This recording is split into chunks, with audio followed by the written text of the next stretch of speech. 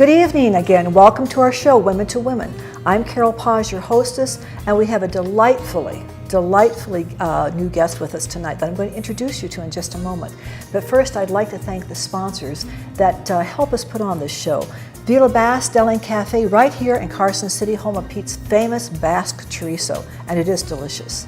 As well as Carpa Nevada LLC, importer of fine Portuguese olive oils and aged balsamic vinegar, and as well as carsonnow.org, which is the 24/7 place to go. If there's anything happening in Carson City, carsonnow.org will have it for us. And now let me turn to Karen ABOWD and introduce and welcome you again, Karen. Thank you so much for being our guest. Thank you. Happy to be here. Happy New Year to you as well. Thank you. You know, Karen, this is really the first time that we've had an opportunity to sit down and get to talk with each other. And yet I know that you are a well-established figure here in Carson City in northern Nevada. And the purpose of Women to Women is for us to get to know each other as neighbors in this great big geographical territory. And you've been very important in sponsoring Carson City and in promoting many good things for our community.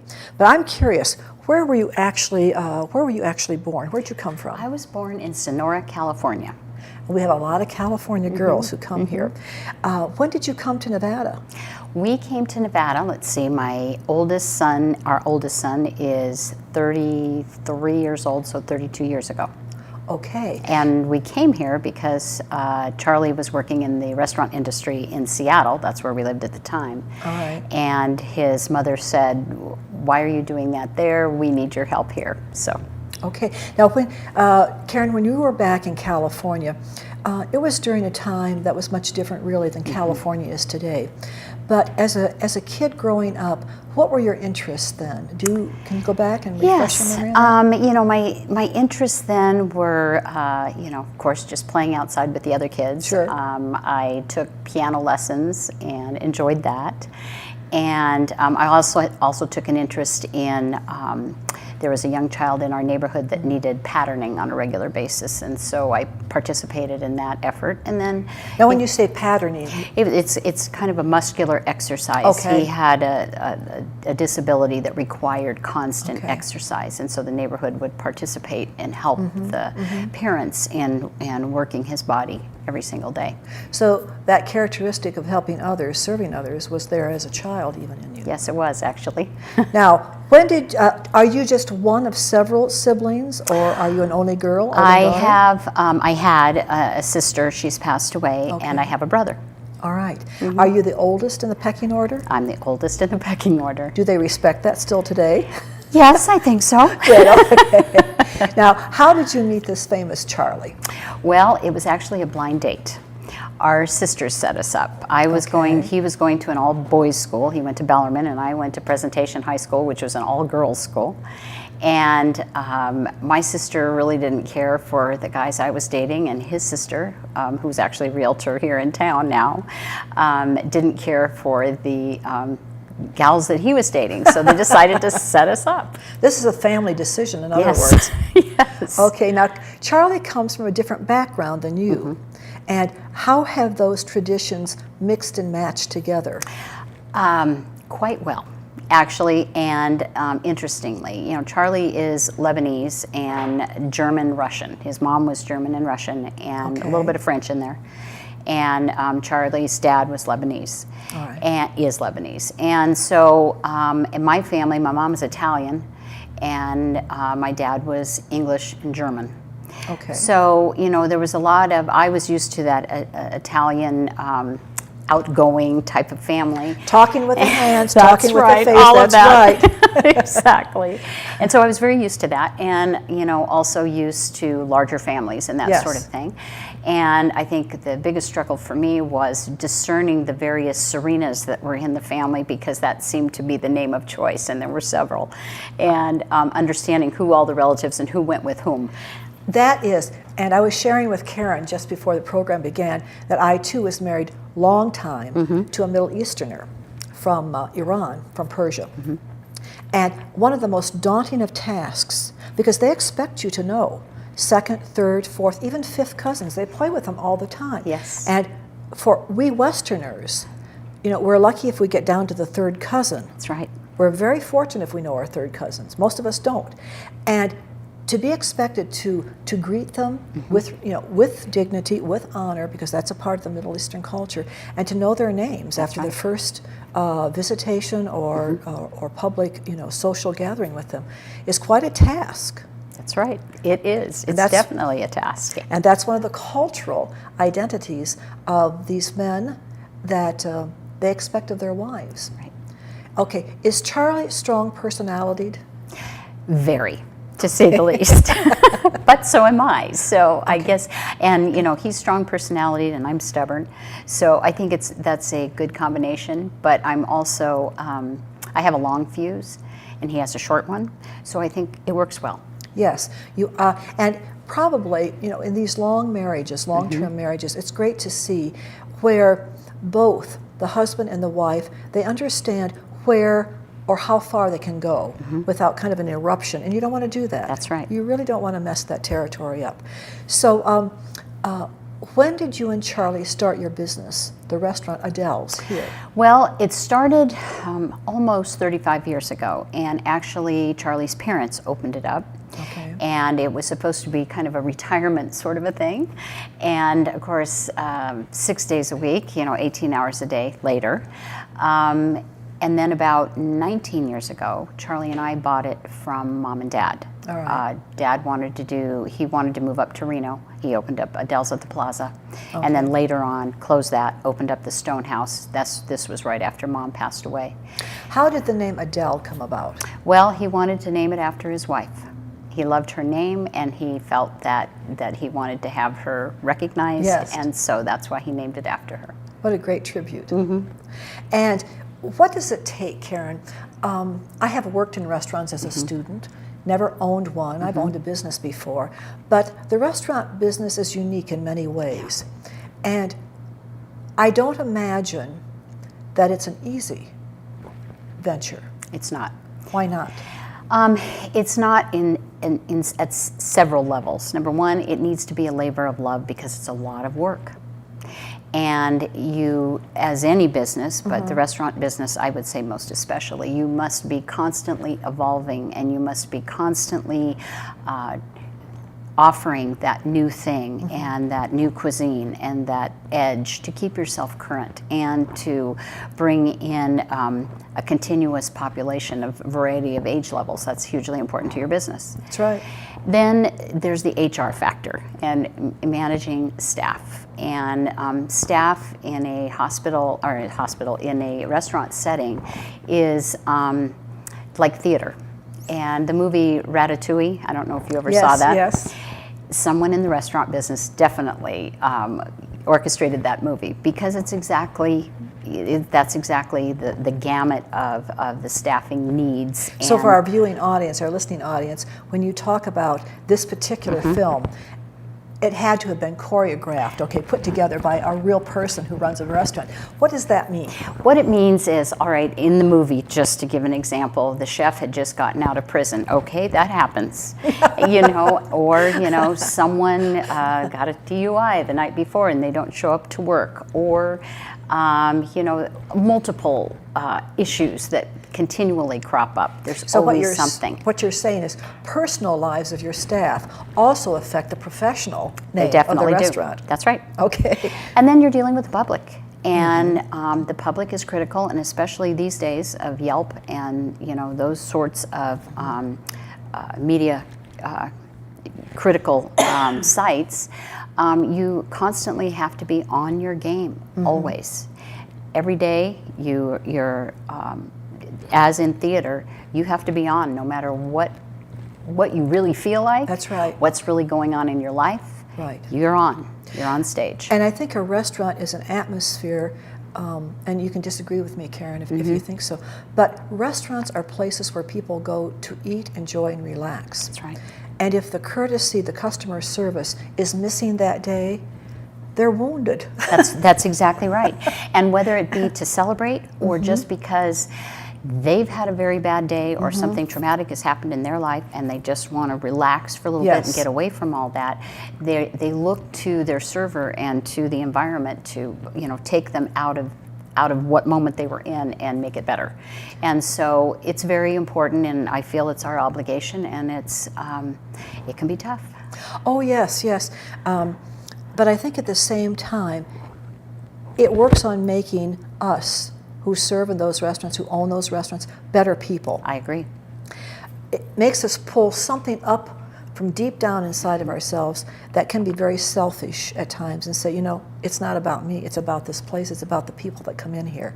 And suddenly, things begin to change in us. We become more relaxed. We forgive maybe the person that we are upset with, we get over it, and we go on because our day is committed to being successful. That's right. It definitely is. Yes. And the people that you work with, especially, we are fortunate at our restaurant to have people that have been with us for a long time. That means a lot. It does mean a lot. And it becomes, they all become family. You care about what happens. You care about what happens to their children. You know, you're involved with their lives. And so, you know, every day and every interaction matters. Do any of your children work in the restaurant, or have they? No, they were. Okay. I sent them, you know, they all went to college, and they're all gainfully employed, none of which are in the restaurant business. Now, the one most likely would be our youngest, because, in fact, Charlie likes to consult with him on, you know, various dishes and things that he's putting together or adding to the menu or something of that nature, because he's very talented in that respect. And so that's why I say he's a foodie at heart and very astute at food preparation. He may just come back into the family business. We'll see what happens. Charlie swore he never was going to.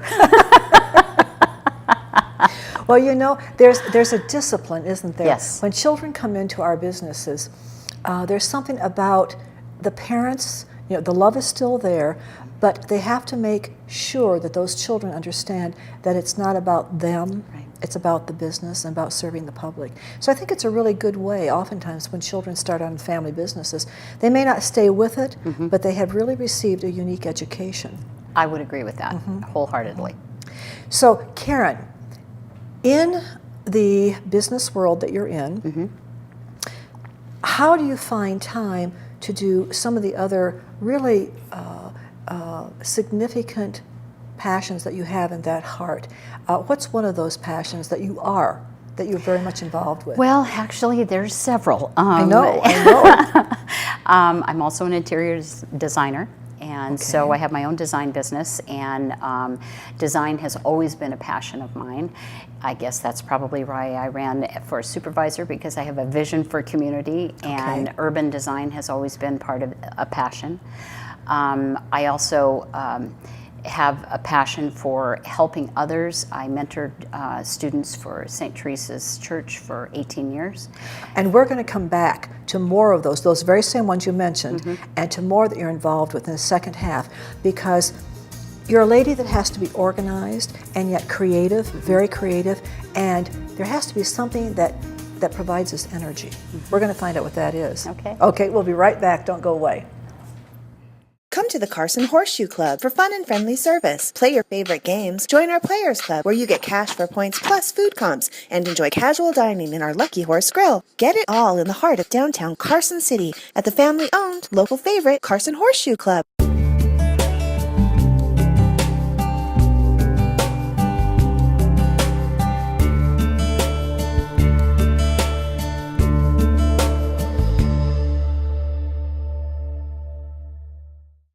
Apex SEF provides cutting-edge, hands-on training that effectively addresses today's threats of violence. The Apex Stay Alive course teaches proven methods for personal protection and attack countermeasures that can be applied in any environment. In your home, at the workplace, or on campus, Apex will teach you the necessary skills to stay alive, including how to recognize and react to an active shooter scenario. If you knew you had to fight for your life tomorrow, would you train today? Contact us now to sign up for a class in your region. In business for over 5 years, Play Your Own Music offers music lessons from the best quality music instructors in the area. We also offer band instrument rentals, guitar repair, and we have a recording studio on site. Call us at 885-PLAY. Hi, I'm Stephen Lincoln with CarsonCityHomes.com, Carson City's original online real estate resource.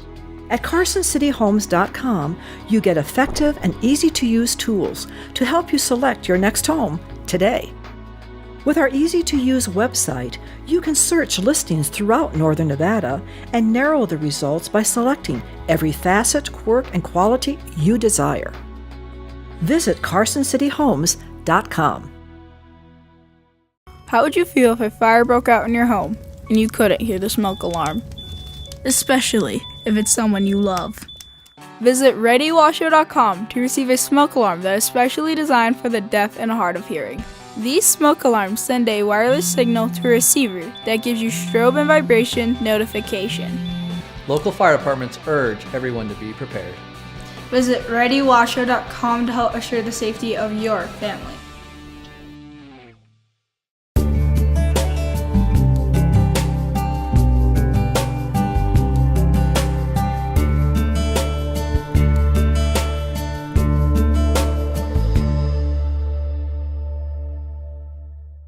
Come to the Carson Horseshoe Club for fun and friendly service. Play your favorite games. Join our Players Club where you get cash for points plus food comps and enjoy casual dining in our Lucky Horse Grill. Get it all in the heart of downtown Carson City at the family-owned, local favorite Carson Horseshoe Club.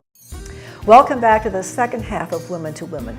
We're here with Karen ABOWD, and we're going to get back to Karen in just a moment. But I would like to thank our sponsors for the second half of our show, the Horseshoe Club and Casino, right here in downtown Carson City. Centrally located, family-owned, and full of tradition and history.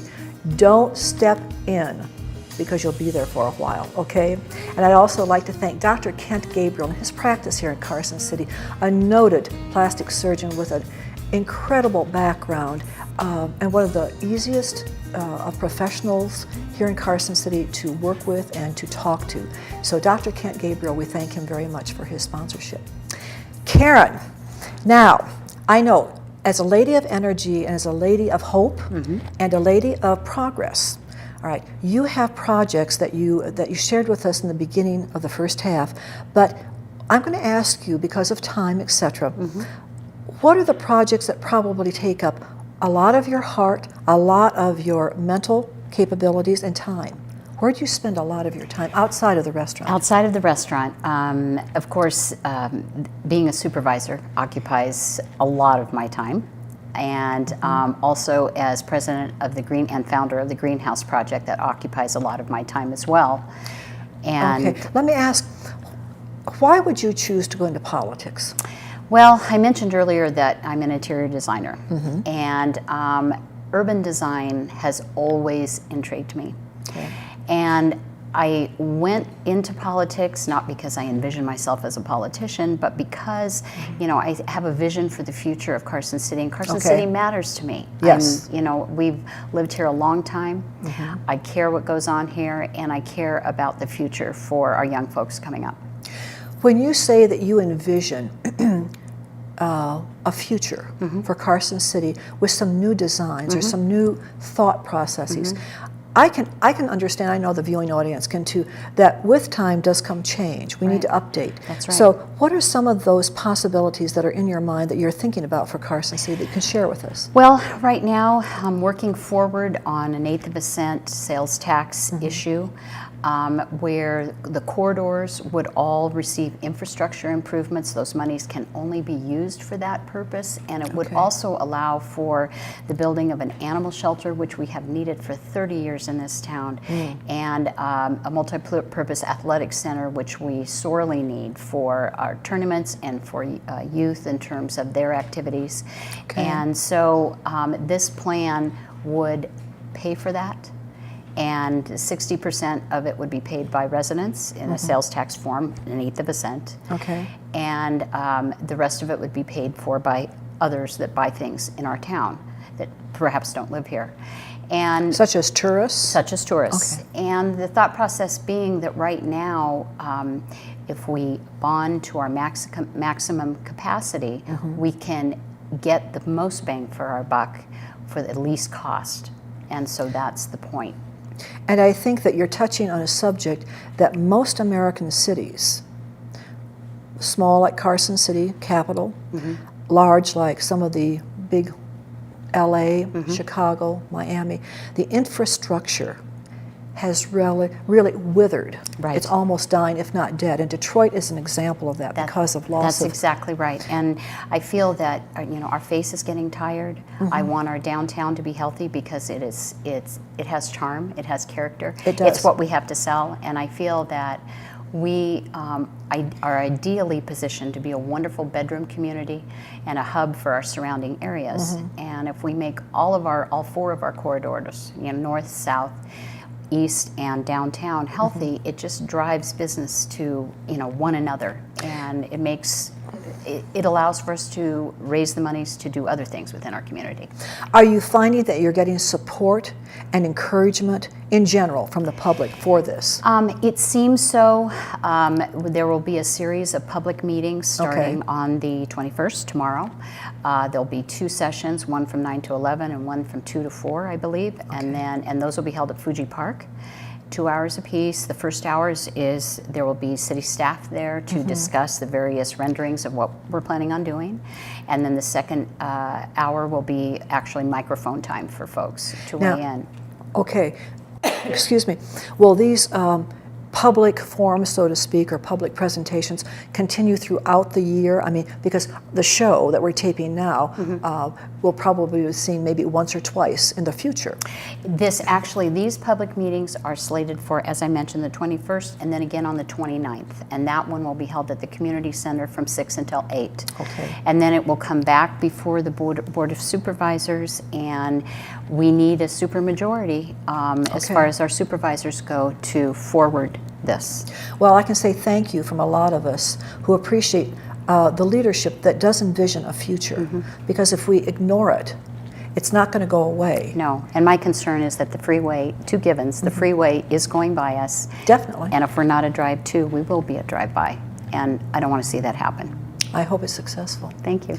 Now, the Green Project has always fascinated me. I'm a newcomer to Carson City, but I have seen in that historical downtown area, it's so Spanish Nevada Western.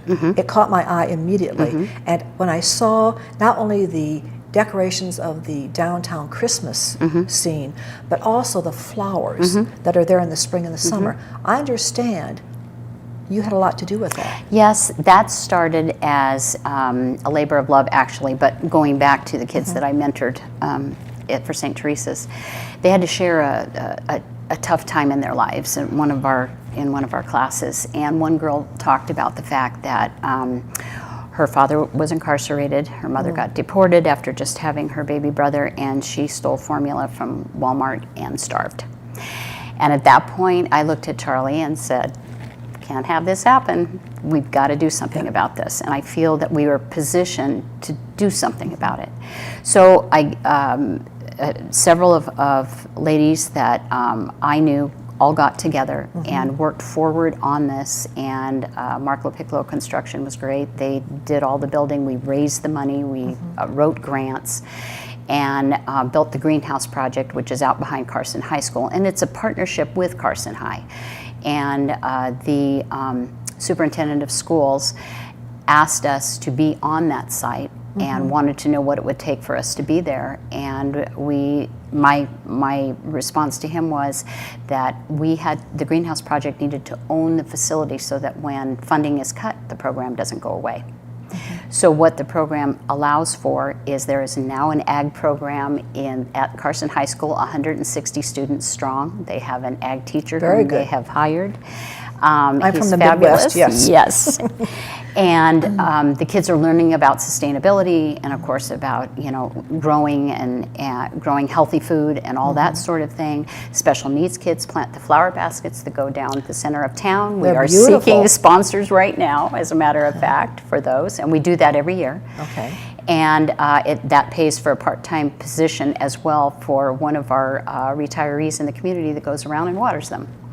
Neat. And the food that's grown inside the greenhouse feeds the in-need in our community. And we started taking on Fish and Ron Wood, their constituency, and now we have also taken on the Salvation Army. When you say you take on, we partner? We provide food to those organizations, fresh produce. Wonderful. Right. Wonderful. All right, Karen, in kind of finalizing our interview here, you are a lady who is not openly, to the public, afraid to take on challenges. But all of us have had challenges that we've had to overcome and work through and realize that's not the end of the day. Right. In the challenges that you've faced, whether they're personally or professionally felt, what have you learned? Well, on any given day that seems really tough, I know first of all that this too shall pass, that we can move on from there, but I also know that I will never take no for an answer. And that's interesting. There is a way, and I guess that's part of my design background, because, I would be told, no, we can't do this, and I'll say, well, yes, you can, and this is how. Okay. And that's how I approach everything that I do. So in other words, are you saying that you think out of the box? Yes. Because circumstances demand that there be a way to do something. That's right. And that could be a real hang-up for a lot of our viewers as well as for any of us. Because if we take no as the final line, and we don't get beyond that, we really don't use the ability that we have inside of ourselves that we've been given, which is creative ability and intellectual ability and average intelligence. Okay, so there has to be a way around this. And it's great to be a problem solver. That's right. And that's how I look at things. Have you ever come across a really tough project that took more, it was no, Karen? Okay, and you did it? Yes. Okay, was it in your older years or your younger years? Well, the Greenhouse Project was actually one of those. Oh, okay. So we are so grateful that and, so there's a lot to be said for experience from a restaurant, experience growing up with siblings, experience in dealing with a husband of another culture. All of that comes into play, comes back, doesn't it? Right. To help us solve problems. It definitely does. I think, everything brings you to the next chapter. Okay. Well, I want to say thank you Thank you. very much. Okay, Thank a you. lively woman. And we'll have you back again. Thank you. Okay. So thank you so much for being with us this evening. Have a good night. Take care and be safe.